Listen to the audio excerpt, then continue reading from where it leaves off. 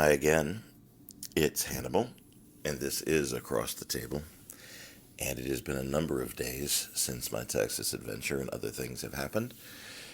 And I have simply been so focused on what I was trying to accomplish that I have not given you an update. Here it is, in installments. I won't give you all big one lump sum about things because things are still frazzled.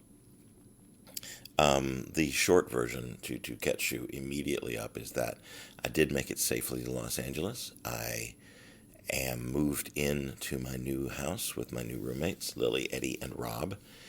I am still adjusting to not living alone, but it is a great thing. A great, great thing. I cannot stress that enough. So I did get out of Texas, and I did get out of the random Walmart parking lot. I want to go on record as saying that New Mexico has is now one of my favorite states for their hospitality and for the beauty of their landscape. I mean, I love North Carolina, and I love the mountains, and I love the ocean. Well, I love the beach. I'll get into that in a second. And I certainly love the green of my hometown. But New Mexico, he showed me red in a whole different new sense, and I loved it. I loved the drive through New Mexico.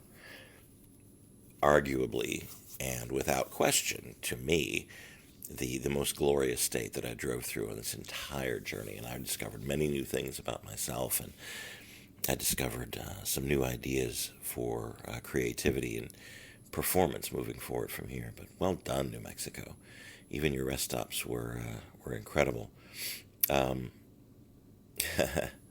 Almost rolled the truck over going into a rest stop in New Mexico. I was very tired. It was at the end of the day, following the day, um, in the Walmart parking lot, or getting late into the day, rather.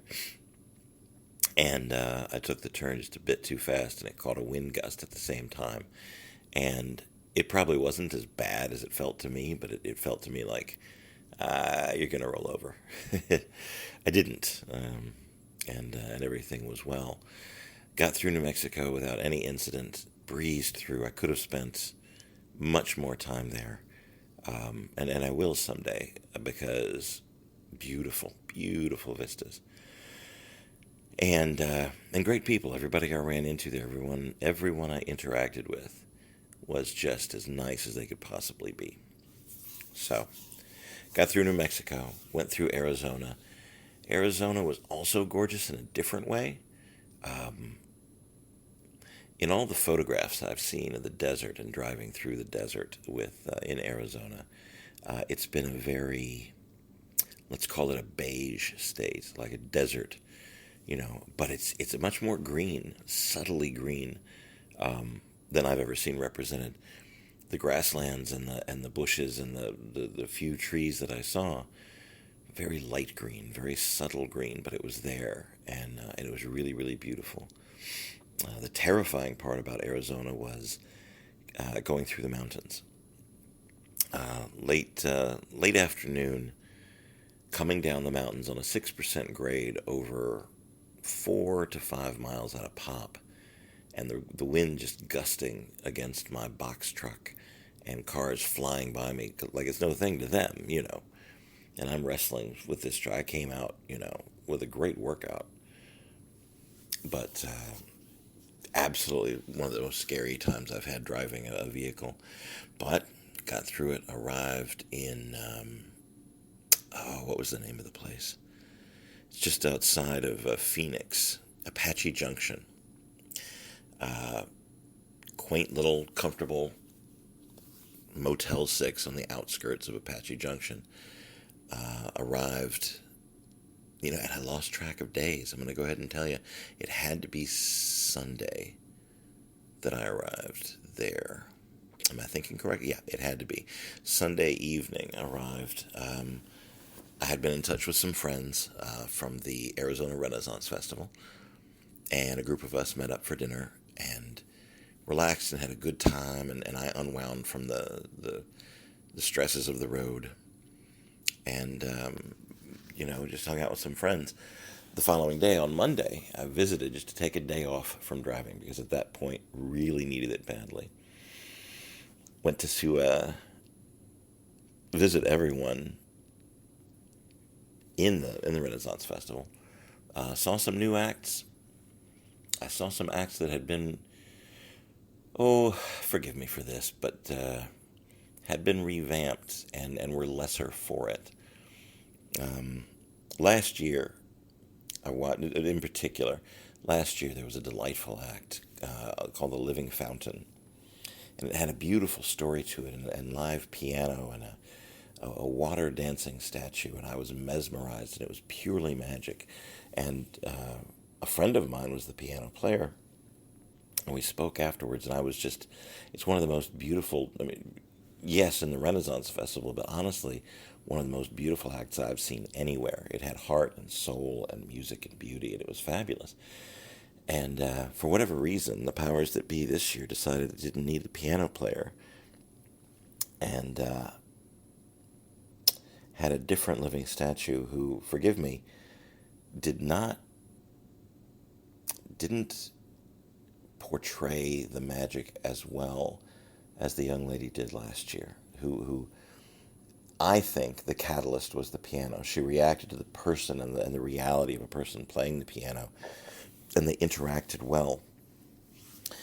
This year they opted, I don't blame the artists, because different artists, but the powers that be decided that living statue should simply move / dance / look bored through 4 Sarah Brightman songs.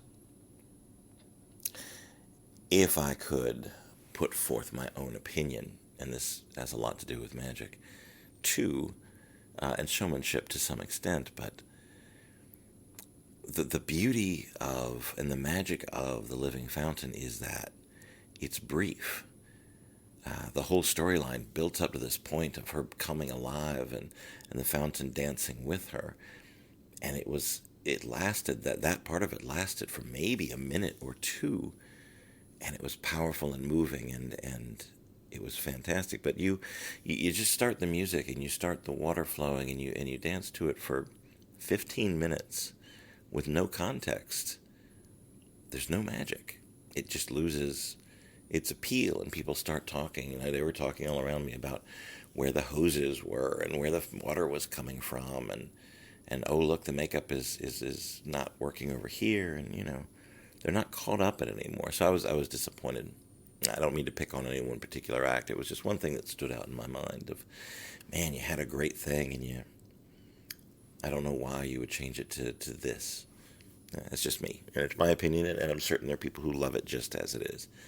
And then again, I'm certain there are people who love Sarah Brightman. I don't understand these people. The Angels have revamped one of their acts, and it is better than it was, in my opinion. It's more engaging, it's more gripping, it's more up to date, let me say. It needs some polish, of course, because it's their first season running it, but well done. The Naughty Nauticals never failed to make me laugh and make me forget about my troubles. And I saw the Wild Men, the Mud Show. Visited the shops, hung out for a long time with Tony, my friend Seamus the Insulter, and we talked philosophy and life and love, and that was absolutely one of the highlights of my trip. So, in long and short, I hung out with friends, I relaxed, I saw some old-time 15th, 19th, 16th century, it's a long day, art and beauty, and I had a great time. As soon as that was over, I jumped on to L.A., made L.A., pulling the truck, 6-hour drive, took me just a little over 8 because of traffic and because of said truck. There were people waiting to help me unload. We unloaded the truck in record time. And my first night in my new digs was quiet and restful and peaceful. If I were to make the observation, and there's more to the story that I will relate at a later time. Oh, I need to tell you about the beach thing. Sorry, mind wanders. By the way, do give me feedback about how you like these kinds of recordings versus the polished thing. I should have the studio set back up in the house sometime this week and be able to plug the music back in and the credits and all those nice things. This has been kind of fun for me, just being on the fly as far as podcasts go. And there's still a long way to go before we're caught up, but I'm going to end it here with this thought. As a boy, I spent many summers at the beach at my grandparents' house, and I loved the beach. I loved walking down the beach and singing Eagles songs, don't judge me, with my headphones in, my little cassette deck playing, watching the people on the beach, watching the fishermen on the pier, listening to them talk and reminisce and tell their stories. And maybe that's what sparked some of this. But driving, and I always thought, people in North Carolina, one of the questions was always, do you prefer the mountains or do you prefer the beach? And I'm often torn because I love them both. But in reflections through New Mexico, taking it way basic and taking it real shamanistic and et cetera, if I were to divide the elements into four, into earth, wind, fire, and water, I am an earth man. The smell of newly turned earth, the feel of working in the dirt, has always appealed to me. I've never done it for a living, but I'm grounded, if you will. I always chose the ocean because I thought it was the water that appealed to me. But New Mexico taught me differently. It was the sand. It was the beach. Because the deserts in New Mexico and the mountains, in the midst of them, unbelievable, unbelievably amazing. I'm totally on the earth side. So my love of the beach is simply the sand and the landscapes of the beach. Not so much the ocean. I never really swam very much. I never got out into the water. It's very calming sometimes, but yeah, so there. It may mean nothing to you at all, but it seemed at the time to be a startling revelation. The nurturing, the miracle that is, things growing in the earth and that feel. So there. So, new house, new enthusiastic, fantastic roommates, new art to be made. Just as an FYI, I had a show tonight. I'm currently sitting in the Ritz-Carlton on the 20th floor in Philadelphia, and I can see the city through the window behind me, and it's glorious and gorgeous. And I'm a very, very lucky man. I did 6 days on the road of grueling grind, and I learned a bit about myself, and I learned a bit about patience, and I learned a bit about love, which, can't we all just use that, right? More to come, more things to say, more stories to tell. Tomorrow night, which is going to be, I didn't even tell you the date today. It is past midnight, so it is already Sunday. And that makes it the 20-something? I don't know.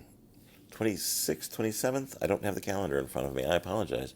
It is that Sunday. It is the last Sunday of February, whatever the date is. Anyway, today, Sunday, later today, I'm going to be going into New York City with my friend Robert Judd. And we are going to go meet my other friend, Andy Still, who's been a very good friend for a long time, and we're going to attend Derek Delgadio's In and of Itself in New York City, a play of magic, which I saw once in L.A. over a year ago, had to be over a year ago, and was just fascinated and delighted by the complexity and the beauty of this thing he's created. So now that it's had time to travel and it's had time to season, I can't wait to view it again. Support art. Support your local art. Support the art in yourself. You are a gloriously created creature, And yes, there's pain, and yes, there's suffering, and yes, it does seem like, for some of us, for some of you, that it's never going to get any better. And you know what? Maybe it won't. But you are you, and you do have a certain strength, and you are affecting people around you, and in positive ways. You are loved. If you're listening to me, you know that I love you, and I care about you, and I respect you, and I am grateful for you to listen to these words that come through out of nowhere from my scrambled, riddled up mind. I do card tricks, and I visit places, and people seem to get enjoyment out of the words that I say. Thanks for listening. That's really all I wanted to say. I do love and I do care, and we are all creatures of love, and there are better times ahead. Love will always overcome fear. It may not seem like it in the short term, and it may seem like fear is winning, but never give up and never lose your persistence. And even if you find yourself sliding back, that's okay. Keep moving forward. Do the best you possibly can, and love as hard as you can. That's what I'm going to do. And I really sincerely hope that there's love where you are.